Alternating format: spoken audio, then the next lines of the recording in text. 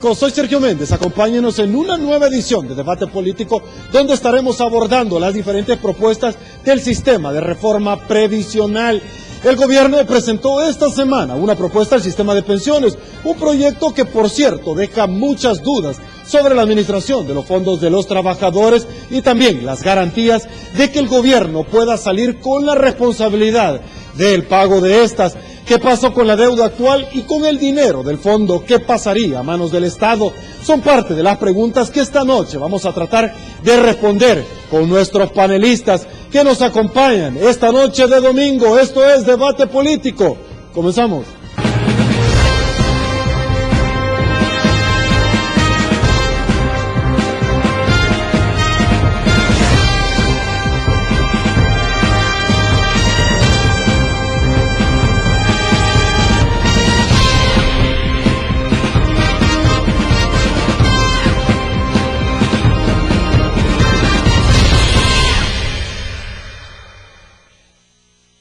Bueno, recuerde también, nos puede encontrar en nuestras redes sociales, en Facebook nos encuentra como Debate Político y en Twitter nos encuentra como @debate33. Comenzamos.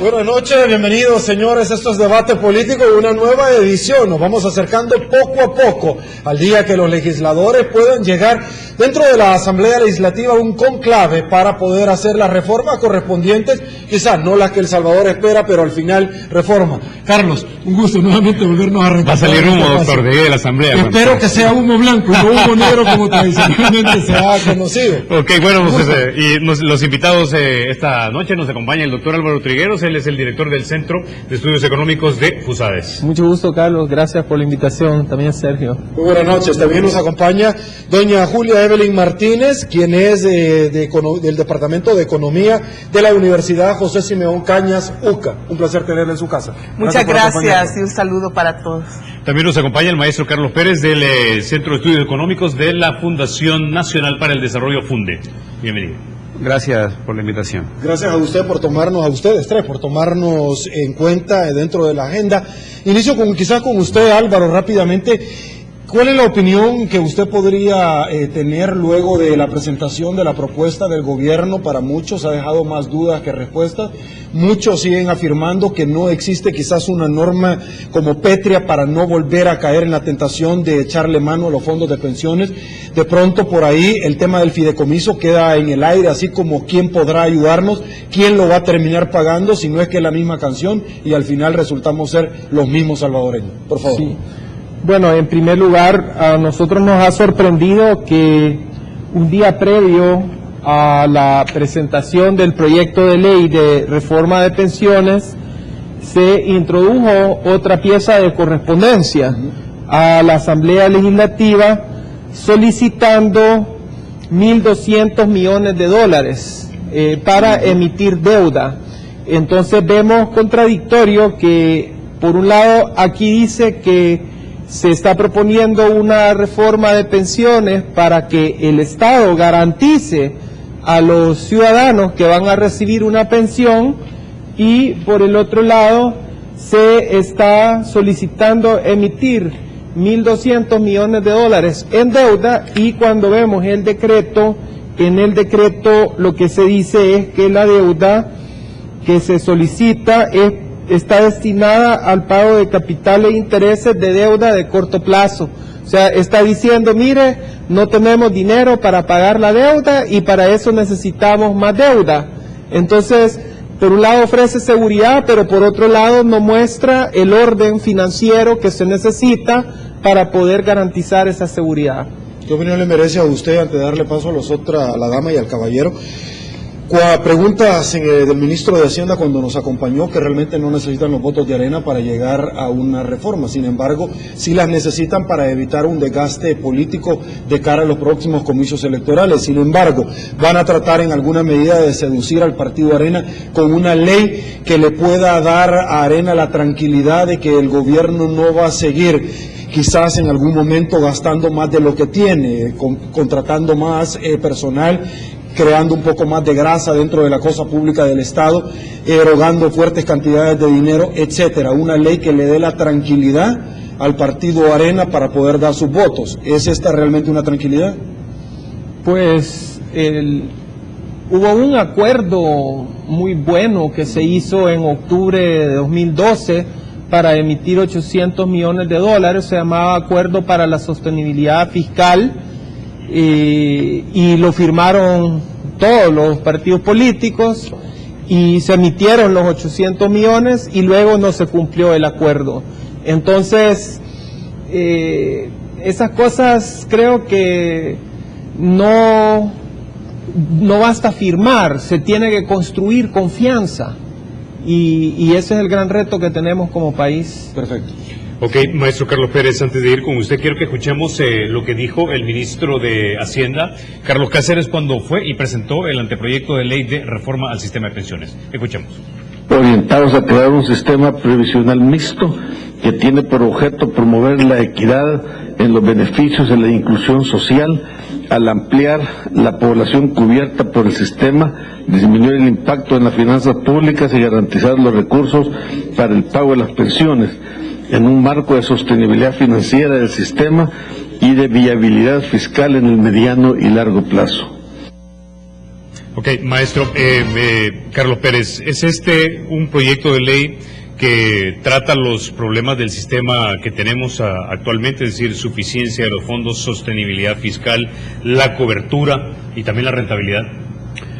Bien, al examinar el decreto que fue presentado ayer, lo que se puede encontrar desde los mismos considerandos del decreto es que el objetivo primordial de la propuesta de reforma es la sostenibilidad fiscal.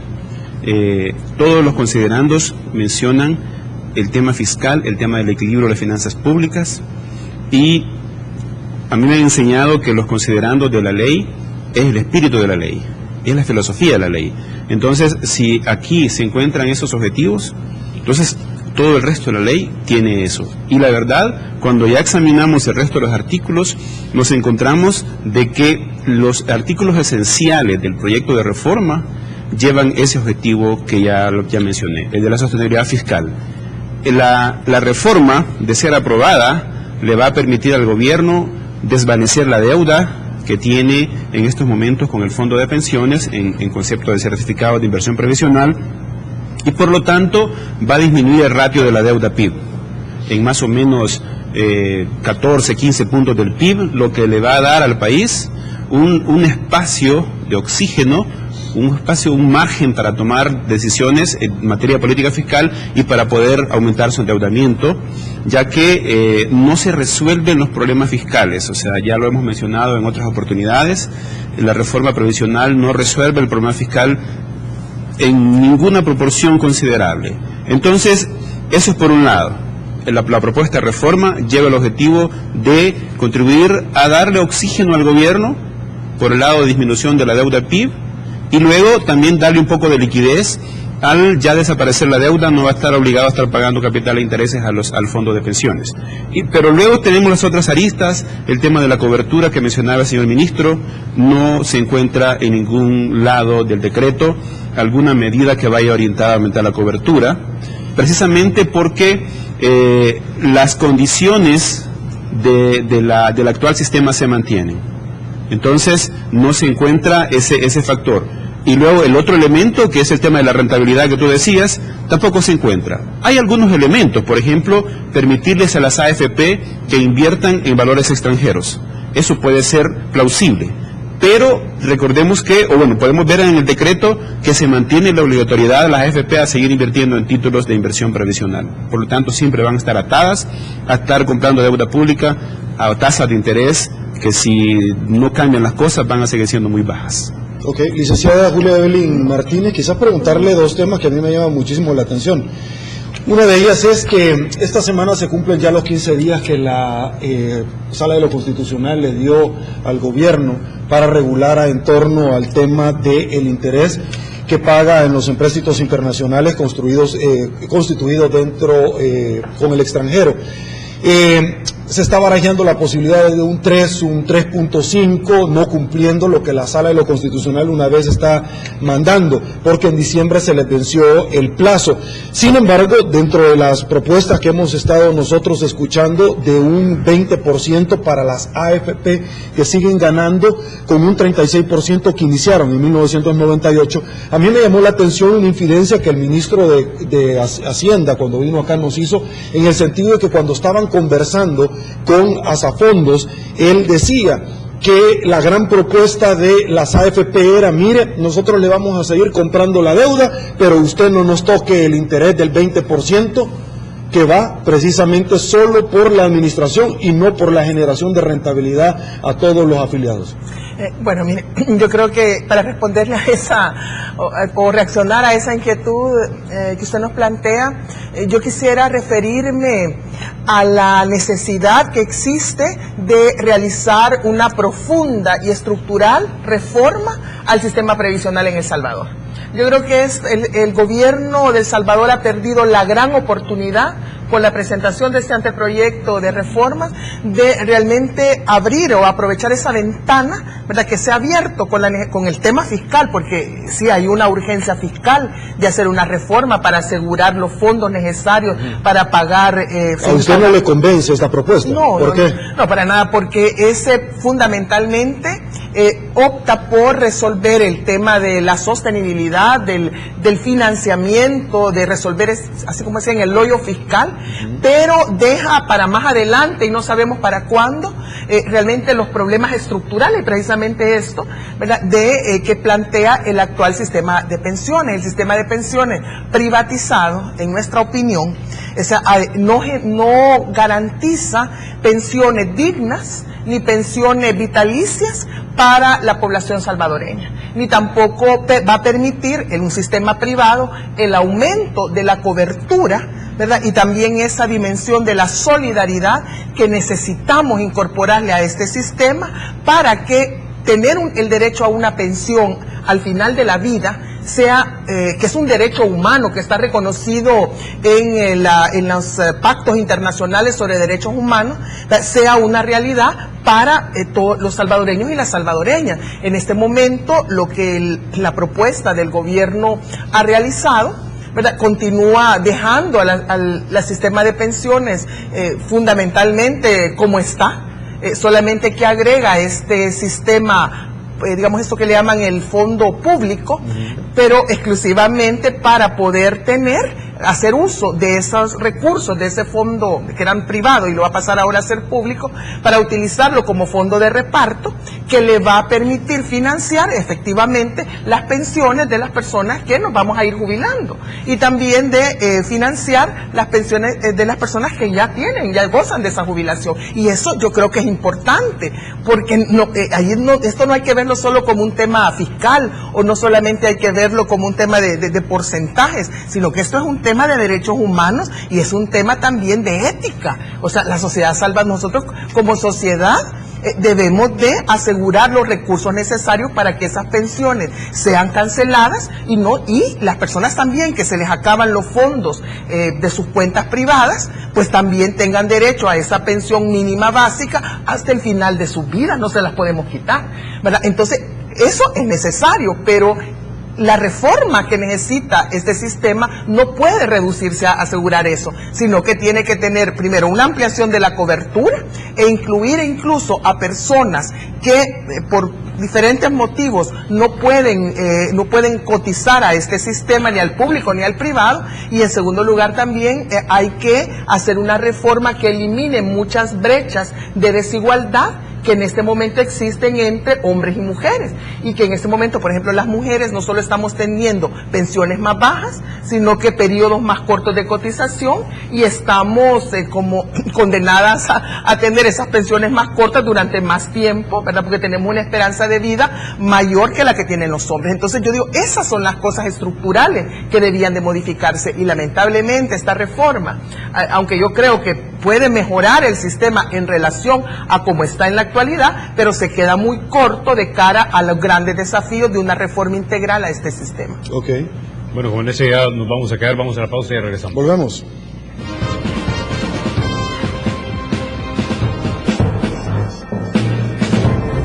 Estamos de regreso, mil gracias El Salvador por toda su preferencia esta noche de domingo para debate político. Continuemos. Ok, la siguiente pregunta para usted, doctor Álvaro Trigueros. Está claro de las palabras que nos dijo la licenciada Julia Evelyn Martínez, que éticamente, digamos, es lo correcto tener un sistema de pensiones donde hay una solidaridad intergeneracional, como estaría planteándose esta parte del reparto público. Pero vamos al procedimiento que se va a seguir, que se deriva de esta ley, porque es algo que no lo tengo claro en este momento. Se va a crear este nuevo fondo público con aproximadamente 4.700 millones de dólares de las cuentas de los trabajadores. Dinero que ni siquiera es líquido, sino que son ya en papeles de los certificados de inversión previsional, parte de esta.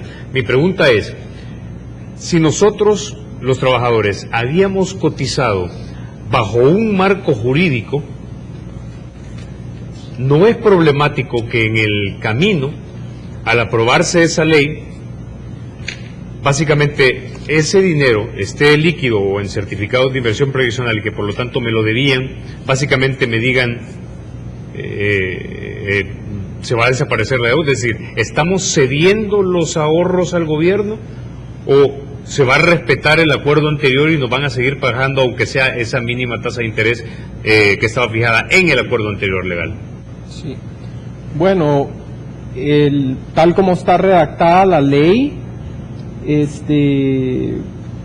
dependiendo del salario de las personas, sobre todo las personas que tienen salarios más bajos, los salarios mínimos hasta el doble del salario mínimo, que son casi $500,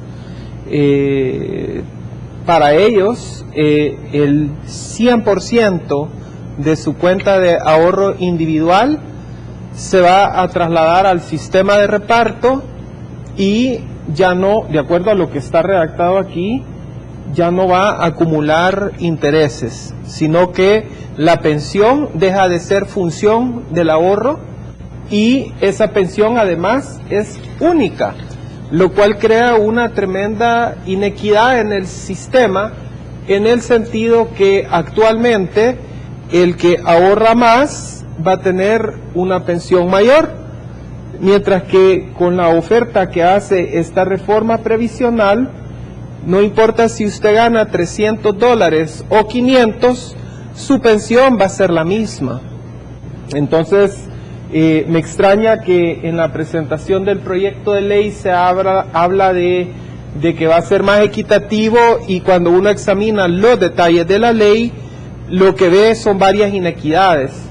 Por ejemplo, son los trabajadores de menores ingresos los que trasladan el 100% de sus cuentas, y esas cuentas dejan de ganar intereses, mientras que los que tienen ingresos más altos, todo lo que ganan arriba del salario mínimo es su base para seguir cotizando en la cuenta individual y tienen el derecho pues de seguir ganando intereses, mientras que al resto de trabajadores de menores ingresos les desaparece ese derecho. También cuando entra al proceso de jubilación, si no cumple los requisitos, ya el Estado o el sistema, ya no les va a devolver el saldo de un solo como se hace actualmente. Por ejemplo, en 2014 las AFPs tuvieron que devolver por ley, o sea, no es una cuestión de voluntad, sino que es un derecho de los trabajadores que tienen una cuenta de ahorro individual. Se les devolvió más de $40 millones en ahorros que tenían acumulados. Claro, esa gente ya no va a tener el gozo de una pensión vitalicia, pero también en el sistema nuevo que se está proponiendo es igualito. No van a tener derecho a una pensión vitalicia y se les va a hacer la devolución del saldo, se les va a hacer por anualidades, o sea, ya no se les va a dar de un solo, sino que se les va a dar hasta un máximo, o sea, desde un año hasta un máximo de 10 años. Luego de descontarle lo que le corresponde a las AFP de ganancias por la administración. Sí, pero además, el cálculo de la devolución del saldo se hace sobre la base de sus cotizaciones pasadas sin haber ganado intereses. Entonces, ahora se está devolviendo lo ahorrado más los intereses. Con la reforma propuesta ya no se reconocen esos intereses. Entonces, hay cantidad de detalles. ¿Usted quiere participar? Lo que pasa es que estamos, así como le está planteando el doctor Trigueros, da la impresión como que las personas que en ese momento están devengando o están en el sistema privado, cotizando con salarios menores de $500 o menores de $500, como que se estuvieran en el mejor mundo posible, y eso no es así. En la actualidad las personas, la mayor parte de personas que están, cotizan de $500 o menos, ¿verdad? Cuando llega el momento de la jubilación, o de jubilarse, les devuelven porque no cumplen, y quienes sí cumplen por los años, o sea, tienen pensiones mínimas. Así es que por eso es que no es que que no mejora esto sustancialmente.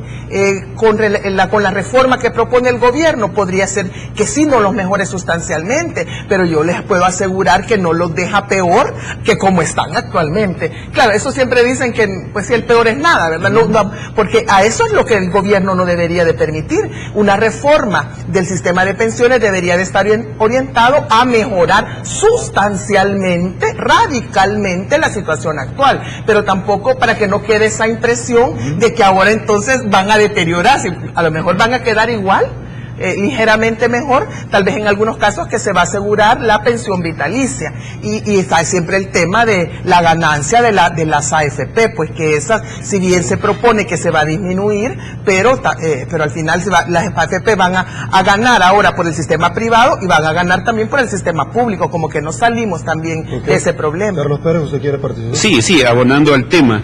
Decir que la pensión mínima se mantiene, es decir, la situación se mantiene, es exactamente igual a como está actualmente.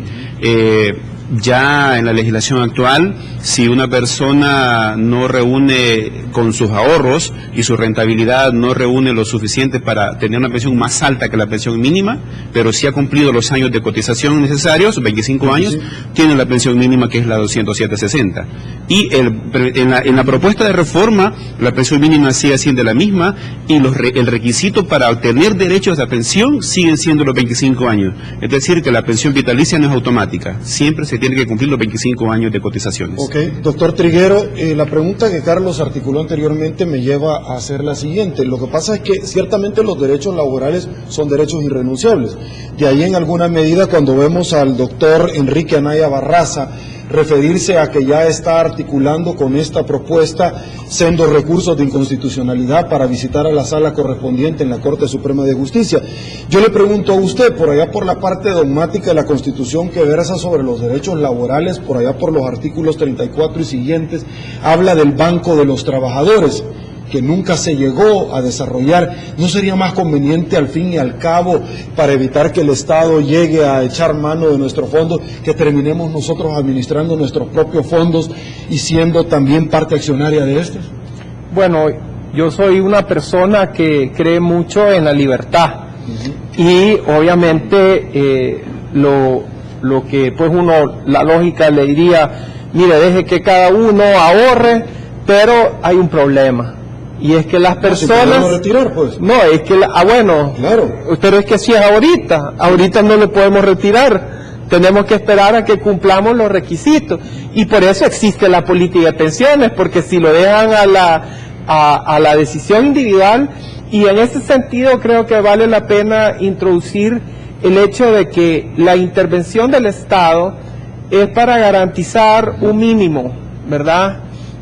No es para que se tenga una gran pensión. O sea, el que quiere tener una pensión más grande, entonces ahí está su decisión individual de consumir menos hoy en el presente para poder ahorrar, invertir y en el futuro tener una inversión más alta. Lo que pasa es que, bajo la pregunta planteada, si mañana, por ejemplo, nosotros la siguiente semana tenemos ya aprobado este nuevo proyecto de reforma, la resolución de la Sala de lo Constitucional con relación a los intereses, simple y sencillamente quedó en el aire, ya no la tienen por qué cumplir, porque es un nuevo sistema de reforma, ¿o no? Sí. Ok. Sigo teniendo yo la duda. No, pero entonces, perdón. maestro Carlos Pérez o Julio Evelyn, quiero hacer esta pregunta porque este fondo semilla con el que se va a iniciar, independientemente que sea dinero líquido o en papeles, ¿es una cesión del dinero de los trabajadores al gobierno? ¿Es eso lo que es? Sí, no, sí, claro, y hay que decirlo claro. Y a mí no sé cuál es el problema, porque muchas veces aquí es donde hacen el escándalo. Pero es que el problema y de esto no es repente para ningún algunos... robo, ni tampoco es ninguna expropiación. Doña Julia, pero es que el problema de repente es que cuando yo empecé a cotizar, yo lo hice bajo un entendido, un acuerdo jurídico que es una ley. Y de repente en el camino me dicen, miren, lo que usted acordó y ahorró 2 años para atrás bajo una ley, ahora ya no lo va a hacer. O sea, ¿por qué no? ¿Por qué no? Si esta ley entra en vigencia en julio de 2016, por ejemplo, ¿por qué no a partir de julio de 2016? Entonces, cuando empiezo yo a contribuir al Fondo Semilla del sistema público. Él saca su casa y le están cambiando las reglas del juego. Eso es lo que le está planteando él así de fácil. Mire, no sé el término, en términos jurídicos, quizás aquí tendría que tener usted un panel de juristas y de constitucionalistas que puedan ver el tema, este tema. Yo le voy a hablar más en términos, digamos, económicos. Sí, lo que está sucediendo es que sí, efectivamente, la clase trabajadora que tiene ingresos menores o los ingresos menores o de $500 y menos, pues sí está pasando los ahorros que tienen en cuentas individuales, que generan intereses individuales, ¿verdad? Pero que son insuficientes para asegurarle a estas personas una pensión digna y vitalicia.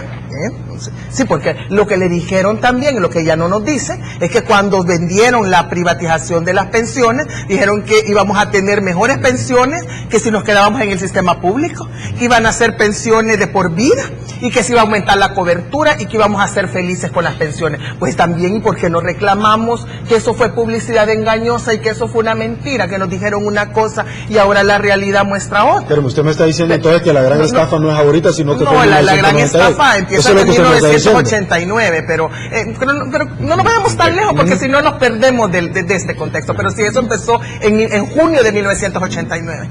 Pero entonces sí se pasa a este fondo y entonces ya no es un fondo privado, digamos, de cuentas individuales, sino que es un fondo común, un fondo solidario, y por eso ahí las personas no sabemos cuánto es mi cuenta, cuánto es la suya, cuánto es la del otro, sino que todo va a ese fondo común para ir financiando las pensiones de las personas que ya están jubiladas y de las que se van a ir jubilando. Y entonces aquí entra un principio de la seguridad social, ¿verdad?, que yo creo que sigue siendo válido aún en medio de las políticas neoliberales, que es el principio de la solidaridad intergeneracional.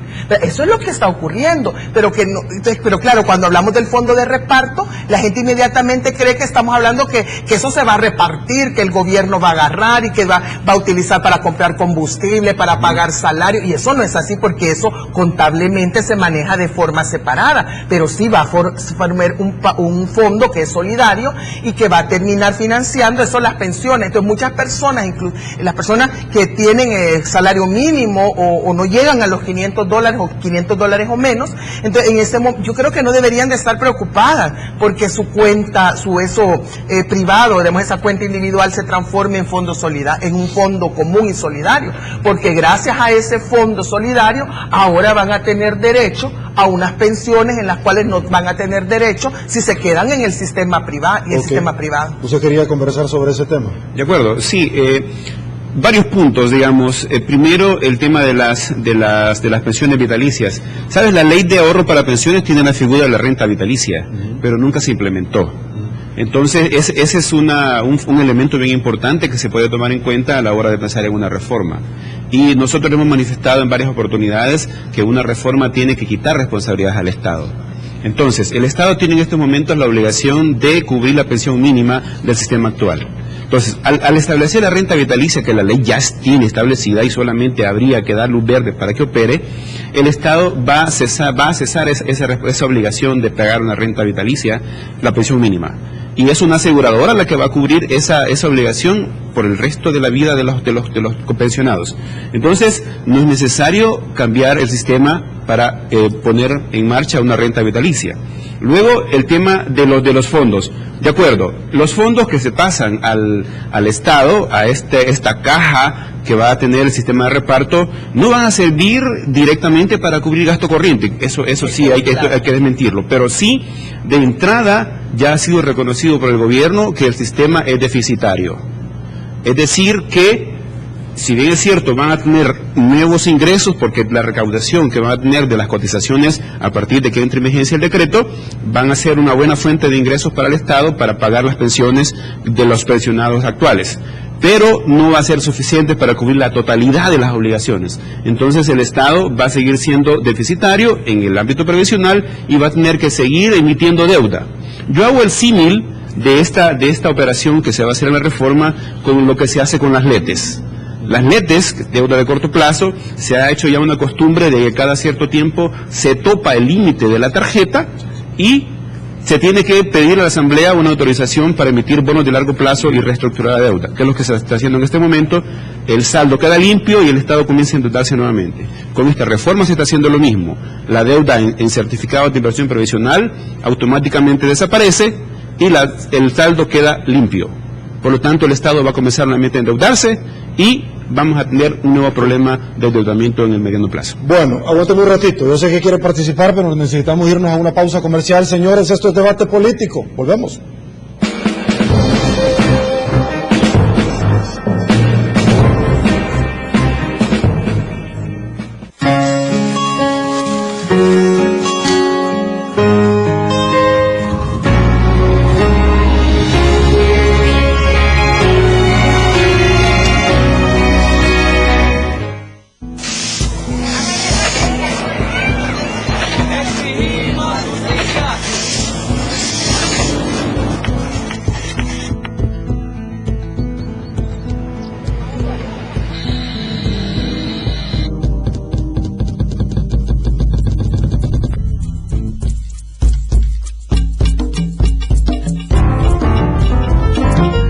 No des espacio en tu hogar a los zancudos. La prevención depende de todos. Los niños pueden sufrir las mismas complicaciones que los adultos. Afecta sus destrezas motoras y en los lactantes puede causar serias dificultades en su salud. El Zika puede afectar a las mujeres embarazadas y afectar a sus bebés aún estando adentro del vientre de su madre y causar severas malformaciones como nacer con la cabeza más pequeña o calcificaciones cerebrales. Elimina los criaderos de zancudos como llantas, cubetas y recipientes. El control es de todos.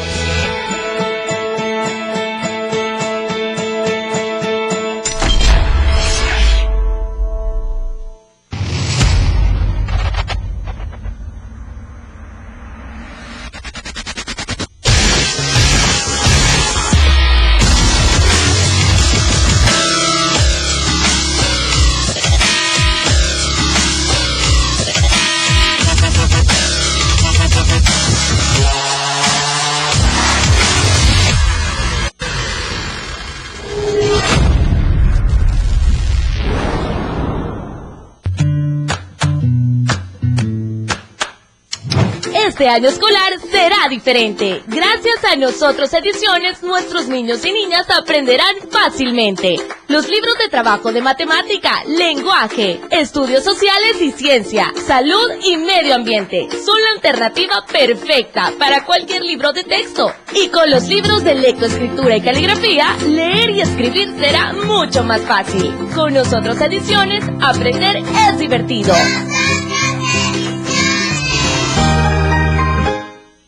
La Universidad Tecnológica de El Salvador le invita a la presentación de la investigación Desplazamiento interno forzado y su relación con la migración internacional. Un estudio que busca establecer si las personas que migran al exterior por la violencia social pasan primero por la etapa de desplazamiento interno. Lunes 29 de febrero, 8 de la mañana, en el Auditorio de La Paz. Universidad Tecnológica de El Salvador, la universidad que impacta en la sociedad.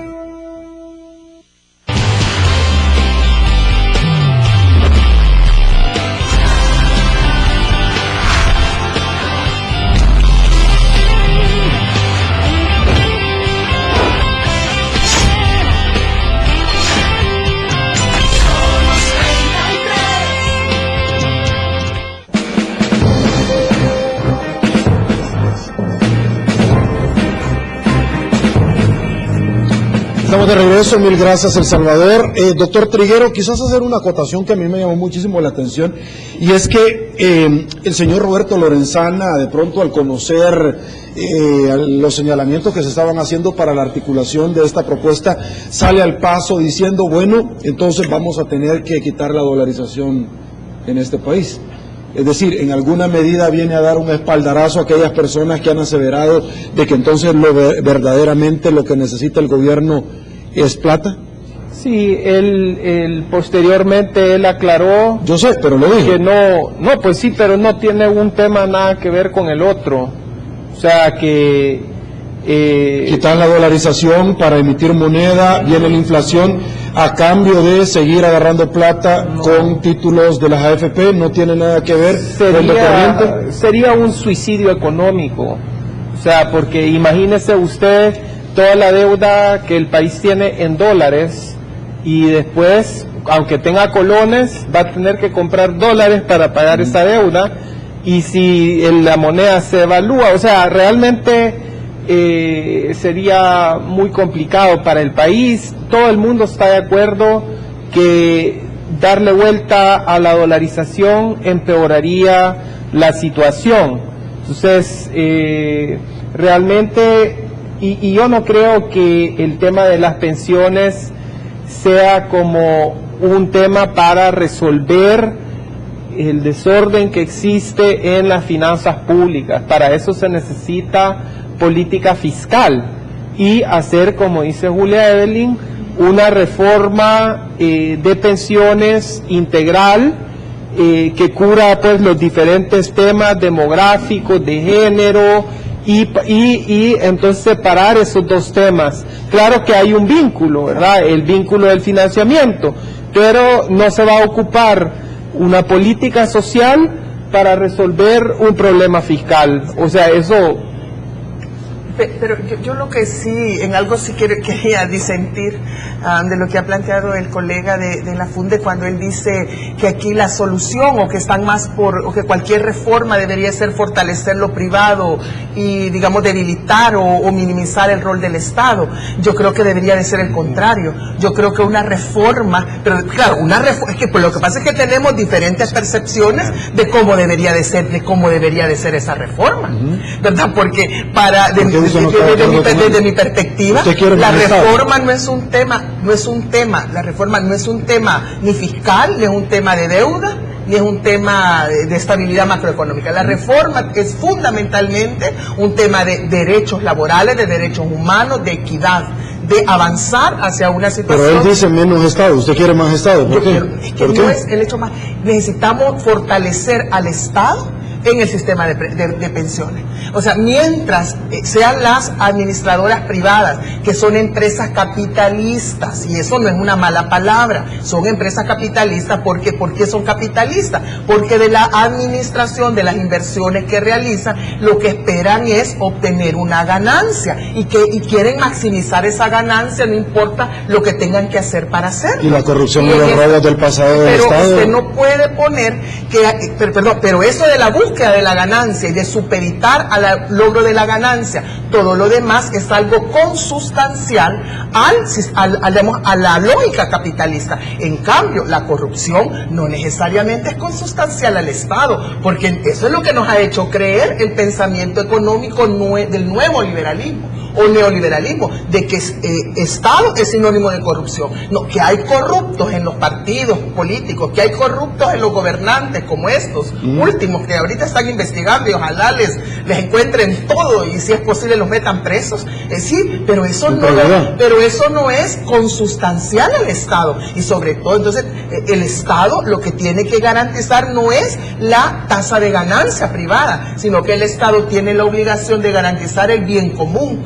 Y solamente desde el Estado y con la intervención del Estado se pueden lograr sistemas previsionales que realmente estén basados en la solidaridad, en la equidad, y que sean universales. Con el sector privado no lo vamos a lograr. Ok, don Carlos, contéstele, por favor. De acuerdo. Bueno, los principios de la seguridad social, desde que fueron creados allá hace un par de siglos, tenían el fin, pues, de garantizar que los trabajadores no tuvieran un trauma en el ingreso de su edad activa a la edad de retiro.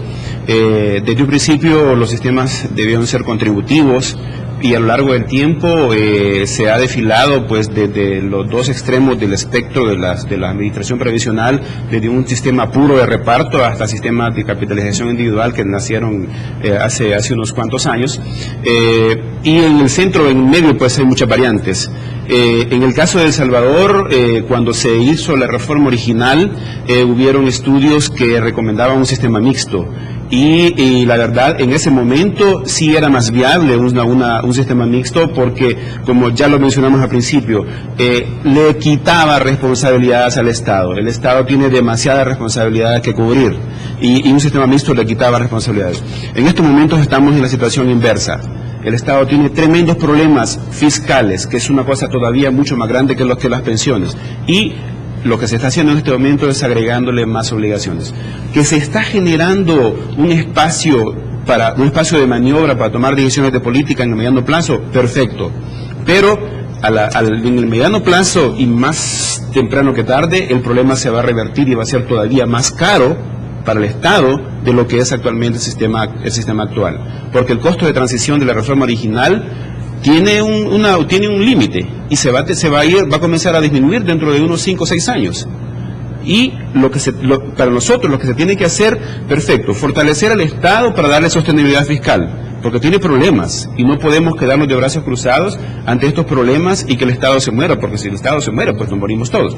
Entonces, hay que darle sostenibilidad fiscal al gobierno, hay que tomar decisiones en ese ámbito. Y ya lo decía en mi intervención anterior, quitarle la responsabilidad de la pensión mínima es un camino, y la ley de ahorro para pensiones ya tiene ese mecanismo, que es la renta vitalicia. Por lo tanto, se puede echar a andar, simplemente dar luz verde y ya está en la ley para que se ejecute. Y luego tomar otras decisiones. Y el Estado también puede formar parte de la administración previsional a través de un sistema no contributivo.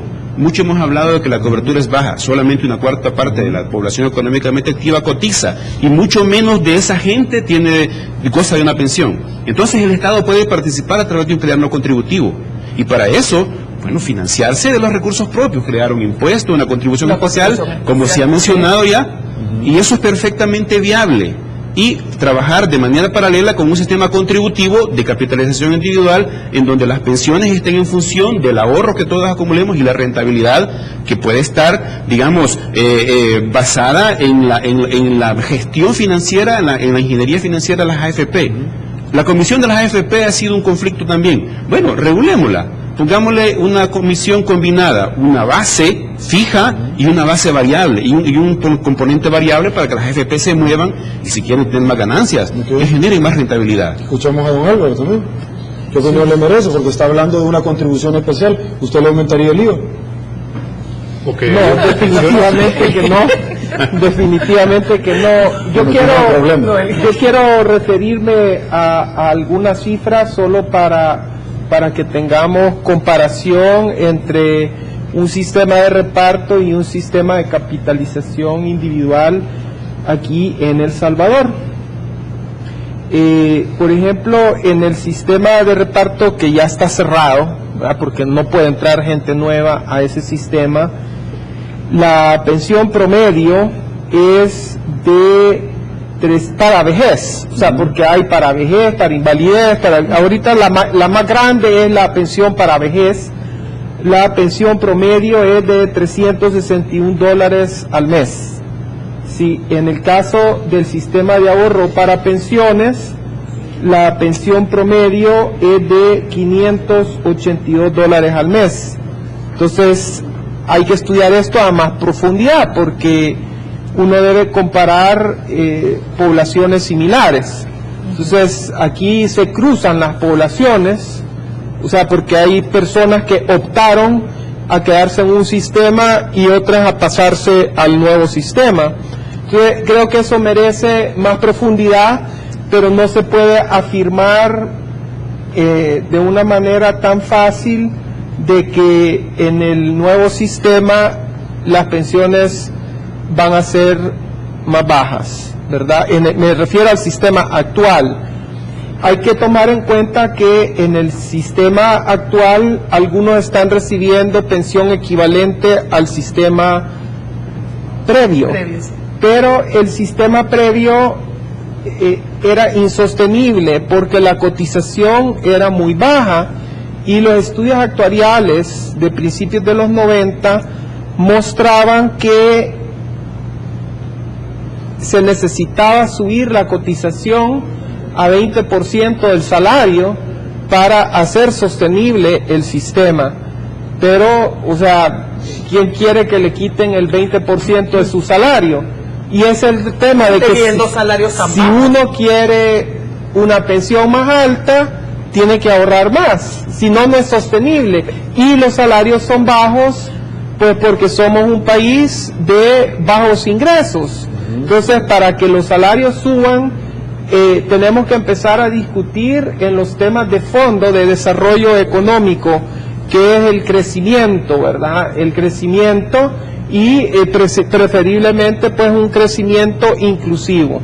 Pero solo me permite una cosa, sí, sobre la diferencia, los datos que daba el doctor Triguero sobre que en el sistema, digamos, público ahora son $361 y en el privado el promedio de las pensiones de vejez son 581, pero hay que tener en cuenta que en 361, pero esas pensiones de 361 son vitalicias hasta el fin de la vida de estas personas. En cambio, estas pensiones de 581 le dan entre 7 años y 10 años, y si la gente no se muere después de eso, pues entonces ahí está entrando el Estado asumiendo el financiamiento de las pensiones, de esa pensión $207, $207 hasta que las personas se mueran, porque si solamente eso se lo dejáramos a la AFP, ¿cree que las AFP van a agarrar de su ganancia y de su rentabilidad? Van a decir, no, pobrecita la gente que hay que darle porque no se ha muerto. No, ahí le mandarían una carta, le mandarían una carta diciéndole, bueno, muchas gracias, pero a partir del otro mes ya no le vamos a depositar.